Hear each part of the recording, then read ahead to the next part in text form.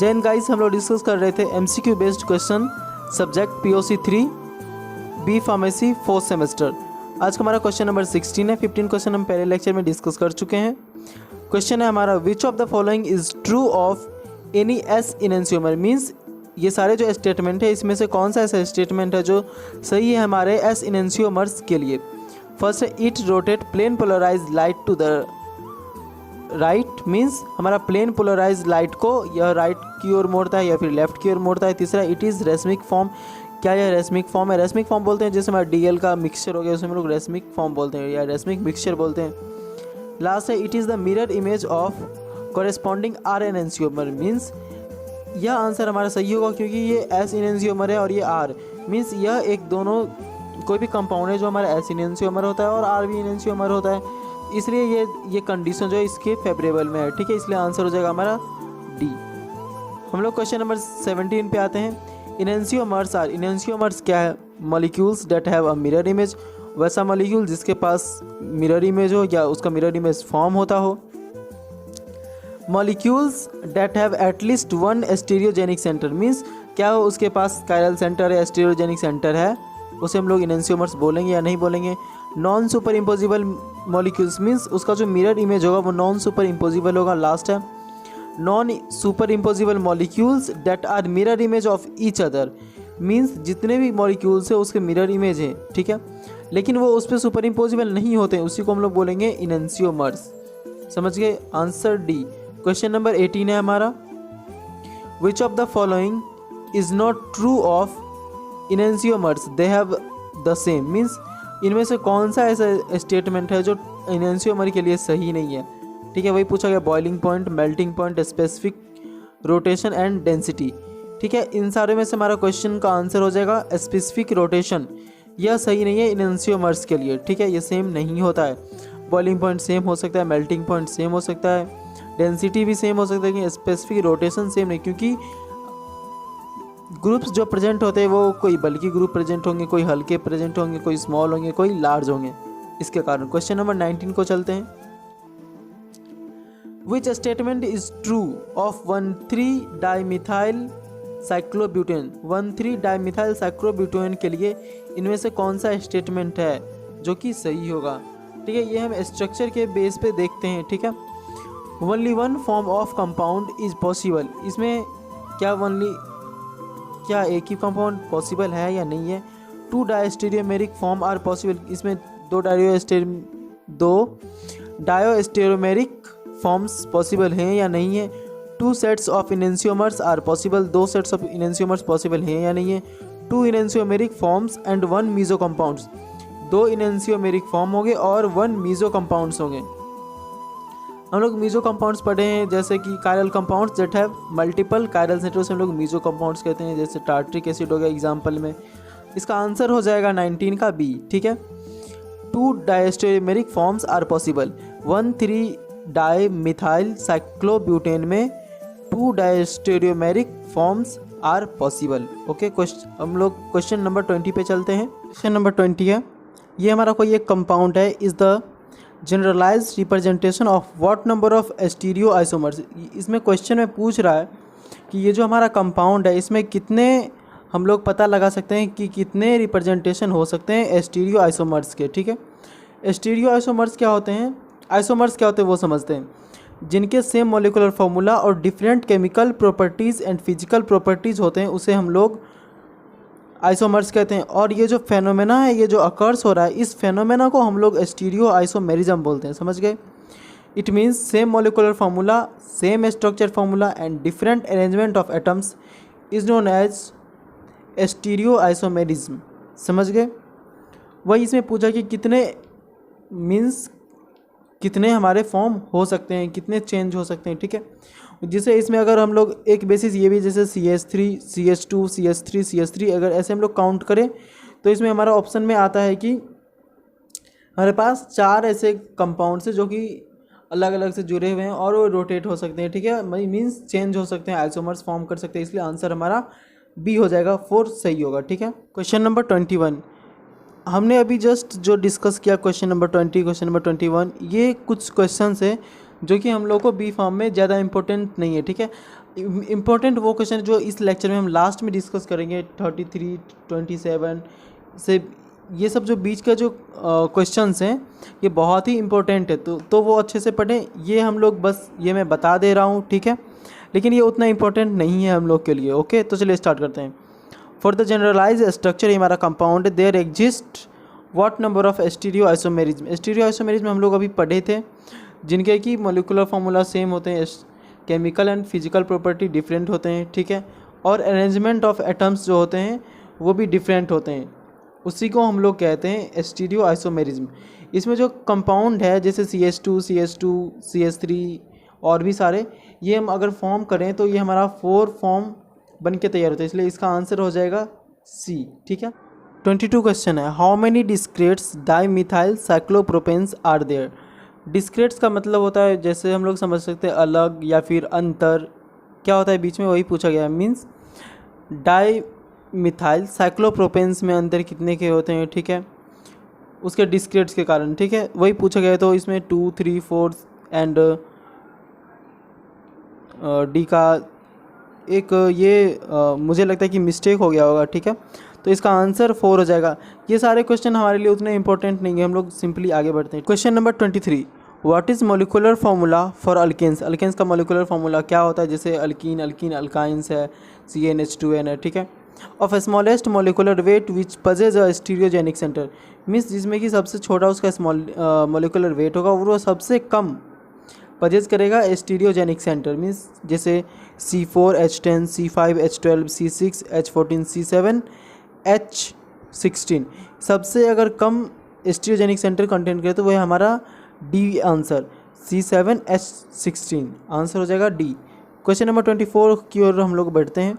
How many chiral stereoisomers can be draw for, इस compound के लिए हम लोग कितने कायरल मॉलिक्यूल्स ड्रॉ कर सकते हैं। इतने ज़्यादा वास्ट क्वेश्चन हम लोगों को नहीं पूछा जाएगा क्योंकि उसमें ज़्यादा टाइम लगेगा और हम लोग को ज़्यादा से ज़्यादा 1.5 आवर का ही टाइम रहेगा, उसके बीच में हम लोगों को कवर करना पड़ेगा, इसलिए हम लोगों का क्वेश्चन जो होगा वो थोड़ा बेसिक टाइप आएगा, ठीक है। तो चलिए इसको हम लोग सॉल्व करते हैं। क्वेश्चन नंबर 24 का आंसर हो जाएगा हमारा 4, ठीक है, answer D. Question number 25, how many different compounds are there which correspond to the general name 3,1 methyl cyclobutanol. Means ये जो हमारा कंपाउंड है इसके लिए हम लोग किसको करेस्पॉन्ड्स कर जनरल नेम्स, जैसे कि 3,1 मिथाइल है तो इसके जगह पे 3 के जगह हम लोग कौन सा नंबर लगाएंगे कि हमारा कोई कंपाउंड फॉर्म हो जाए। जैसे 3 है तो 4,1 मिथाइल 6,1 मिथाइल ब्यूटाइल, ठीक है, वही यहाँ पूछ रहा है। तो 25 का आंसर हो जाएगा हमारा बी, क्योंकि यहाँ हमारा एक कंपाउंड फॉर्म होता है 4,1 मिथाइल ब्यूटाइल साइक्लोब्यूटेनॉल, ठीक है। क्वेश्चन नंबर 25 हो गया। क्वेश्चन नंबर 26 देखते हैं। Which of the statement below correctly describe N achiral molecules. ये सारे क्वेश्चन हम लोग के लिए इंपॉर्टेंट से ये आ सकते हैं, ठीक है, क्योंकि ये बेसिक से पूछा गया। First option, the molecules has non super imposable mirror image. Means हम लोग का क्वेश्चन है इन नीचे दिए गए जितने भी टॉपिक्स हैं या फिर लाइन से ये अकायरल मॉलिक्यूल्स को डिस्क्राइब करता है या नहीं है। वन ऑप्शन है achiral molecules has non super imposable mirror image. Achiral molecules के पास क्या non super imposable mirror image होते हैं या फिर सुपर इम्पोजिबल मिरर इमेजेस होते हैं, वही पूछा गया। बी है the molecules exhibit optical activity. Means कोई भी ऐसा मॉलिक्यूल जो एग्जिबिट करता है मॉलिक्यूल्स के एक्टिविटी को रोकता है when it interact with plane polarise light. Means जब वो प्लेन पोलराइज लाइट के साथ अटैच होता है, जब उसके साथ मिलता है, ठीक है, वही इसमें पूछा गया है। ऑप्शन है the molecules has an enantiomer. Molecules के पास एक इनेंशियोमर्स है। लास्ट है the molecules might be a meso form. Means जो मॉलिक्यूल्स है हमारा वो एक मीजोफॉर्म है, तो क्या वह अकायरल मॉलिक्यूल्स के लिए स्टेटमेंट सही है या नहीं है। तो हमारा ये डी आंसर होगा। क्यों? क्योंकि मीजो कंपाउंड्स जो होता है वो क्या होता है, मीजो कंपाउंड्स को हम लोग डिफाइन करते हैं कायरल कंपाउंड से। कायरल कंपाउंड्स दैट है मल्टीपल कायरल सेंटर, उसके पास मल्टीपल कायरल सेंटर होता है और वो जो कंपाउंड्स होते हैं वो नॉन सुपर इम्पोजिबल होते हैं, जैसे कि हमारे टार्ट्रिक एसिड हो गए, ठीक है। क्वेश्चन नंबर 27 की ओर हम लोग बढ़ते हैं। Question number 27, which of the following statements correctly pertains to a pair of enantiomers. Pertains means होता है सेम, प्रॉपर्टीज़ जैसे कि संबंधित होता है। ऑप्शन ए है they rotate the plane polarise light by exactly the same amount and in opposite direction. Means हमारा जो कंपाउंड है वो प्लेन पोलराइज लाइट को रोटेट करेगा। कैसे? तो अपोजिट डायरेक्शन में, ठीक है, या फिर क्लॉकवाइज या anticlockwise. They rotate the plane polarise light amounts and in opposite direction, ठीक है, दूसरा ऑप्शन था। सी है हमारा they rotate the plane of polarise light by differing amounts in the same direction. Means वो क्या करेगा, सेम डायरेक्शन में रोटेट करेगा। एंड लास्ट ऑप्शन है they have directed melting point, they have different melting point, उनके पास different melting point है। इनमें से कौन सा स्टेटमेंट उसके लिए फेवरेबल है? They rotate the plane polarise light by exactly the same amount and in opposite direction. Means अगर हम किसी कंपाउंड में आर फॉर्म डाले, ठीक है, वो क्या किया कि प्लेन पोलराइज लाइट को उसने रोटेट किया। अगर हम लिवो कंपाउंड दिए वो भी उसने रोटेट किया। मीन्स फर्स्ट वाला ऑप्शन हमारा सही होगा। Okay, answer A. Question number 28, ये हमारा इंपॉर्टेंट क्वेश्चन है। A mixture of equal amount of two enantiomer. अगर कोई हमारा मिक्सचर है, ठीक है, कोई कंपाउंड है, वो मिक्सचर है टू इनेंशियोमर्स का, डी फॉर्म, एस फॉर्म, ठीक है, सीस फॉर्म, ट्रांस फॉर्म, उसे हम लोग क्या कहेंगे? रेसमिक मिक्सचर कहेंगे, ऑप्टिकली इनएक्टिव कहेंगे। Implies that and enantiomers are mesoforms, क्या वो मीजोफॉर्म है? एंड डी ऑप्शन है both A and B. Means वह या तो ऑप्टिकली एक्टिव कंपाउंड होगा या फिर वह रेसमिक मिक्सचर होगा।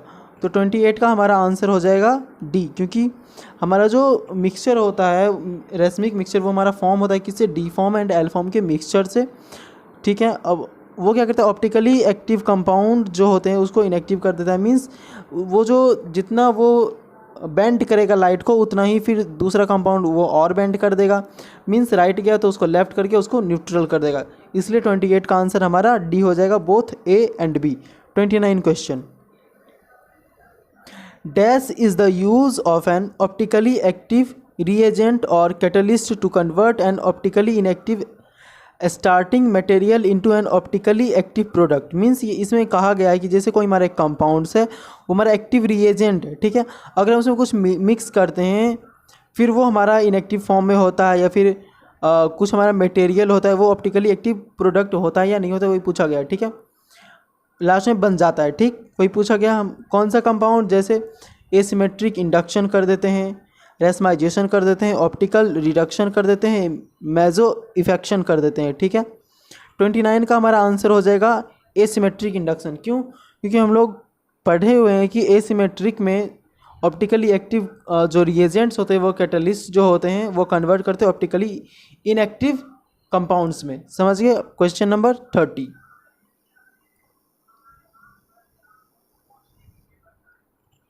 Which of the following statement is are true for the compound R2-butanol? Means हमारा कोई कायरल कंपाउंड है, ठीक है, उसके लिए इसमें से कौन सा स्टेटमेंट सही है?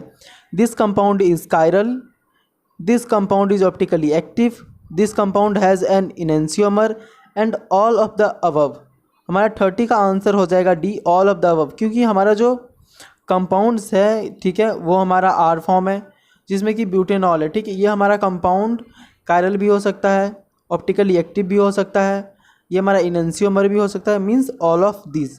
31 क्वेश्चन पे हम लोग चलते हैं, ठीक है। Which of the following statement is are true for the compound 3R4R34 dimethyl hexane, ठीक है। 31 का हम लोग ऑप्शन देखते हैं। दिस कंपाउंड इज कायरल, ये हमारा कंपाउंड कायरल हो सकता है। This enantiomers is compound 3S4S34 dimethyl, means वही 3R4R है तो 3S4S हम लोग मान सकते हैं। This compound is diastereomer 3S4R, means 3R4S, कुछ भी मान ले, dimethyl hexane, all of this का आंसर ऑल ऑफ दिस हो जाएगा, ठीक है, सिंपली। क्वेश्चन नंबर 32 पे हम लोग चलते हैं। Which of the following statement is are true for the compound cis12 dichloropropane, means इनमें से कौन सा हमारा स्टेटमेंट सही है? cis12 डाइक्लोरो, ये हमारा सिस फॉर्म है डाइक्लोरोसाइक्लोप्रोपेन के लिए, ठीक है। ऑप्शन है हमारा ए ऑप्शन है दिस कंपाउंड इज कायरल, यह कंपाउंड हमारा कायरल हो सकता है या नहीं हो सकता है। The enantiomer of the compound is trans, means जब ये कन्वर्ट करेगा तो हमारा ट्रांसफॉर्म करेगा या नहीं करेगा। This compound contains no asymmetric carbon, means क्या वो एसिमेट्रिक कार्बन कंटेन करेगा या नहीं करेगा, वही पूछा गया है। और लास्ट में नन ऑफ द अबव, और या फिर नन ऑफ द अबव, इसका आंसर हमारा नन ऑफ द अबव होगा, क्योंकि ये हमारे जो कंपाउंड्स है ये इतने शो नहीं करते हैं, ठीक है। Question number 33, how many asymmetric carbon atoms are present in the following compounds, means किसी भी एक कंपाउंड्स में कितने एसिमेट्रिक कार्बन एटम्स प्रेजेंट हो सकते हैं, वही इसमें पूछा गया है, ठीक है। मिनिमम अगर हमारा कोई एक कार्बन है वो 4 डिफरेंट कंपाउंड से जुड़ा है तो कितने कायरल सेंटर हो गए, एक कायरल सेंटर होगा, तो हमारा आंसर 1 मिनिमम कंपाउंड के लिए, ठीक है। Question number 34, how many chiral carbon atoms are present in the following compound, means किसी भी एक कंपाउंड में या फिर कायरल कार्बन में एटम्स में कायरल कार्बन कितने प्रेजेंट हो सकते हैं, वही इसमें पूछा गया है, ठीक है। इसका आंसर हो जाएगा 0, क्योंकि कोई भी सिंपली एक कार्बन है इसमें कितना कायरल सेंटर होगा, एक ही कंपाउंड है, हाइड्रोजन है, कितना सेंटर प्रेजेंट, मीन्स एक ही, मीन्स 0, आंसर हो जाएगा 0, ठीक है। अगले लेक्चर में हम लोग और सारे क्वेश्चंस डिस्कस करेंगे, ओके।